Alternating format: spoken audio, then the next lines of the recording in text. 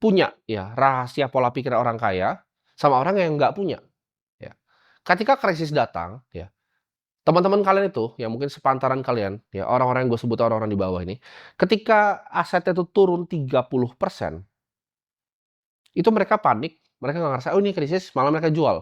Jadi ketika misalnya uangnya 100 juta, itu jadi 70 juta, mereka jual uangnya. Sedangkan orang kaya akan serokin semua ya. Karena bedanya seperti ini ya, teman-teman harus paham nih bedanya. Orang di bawah punya uang 100 juta, oke, mereka dorong semua, mereka ngerasa mereka pengen cepat kaya, uangnya itu pengen jadi 300 juta. Mereka dorong semua uangnya ke suatu investasi yang akhirnya turun 30%. Anaknya ngerengek, anaknya sakit. Mereka butuh keluarin uang 20 juta. Akhirnya mereka jual semuanya, takut lebih turun lagi ketika krisis. Jadi dari 100 ini udah hilang 30 juta di market. Sisa 70 juta, 20 jutanya diambil lagi. Jadi uangnya tuh portofolio hidupnya tuh sisa setengah. Orang kaya itu tidak operasi seperti itu. Ketika mereka punya uang 100 miliar, 100-nya ini nggak langsung didorong semua. Mereka punya 30 miliar untuk dana jangka pendek, jangka menengah. 20 miliar ditaruh di aset A, 25 ditaruh di aset B, 25 ditaruh di aset C. Jadi ketika ada aset A yang turun 30%, mereka bodoh amat.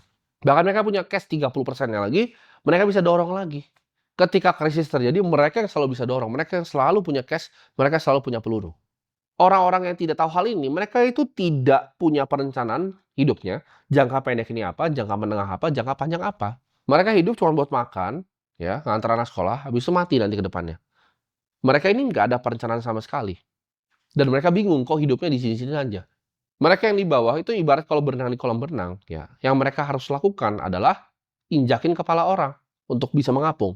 Mereka nggak mau belajar mengapung, mereka harus injakin kepala orang, pegangin orang kanan kirinya. Akibatnya apa? Kompetisi yang di bawah itu yang paling sikut-sikutan, ya. Yang paling sulit itu kompetisi kalian jualan di pasar lagi, bukan kompetisi kalian bikin supermarket. Orang kaya itu ketika sama-sama bertemu di industri yang berbeda, oke ini apa yang ada yang bisa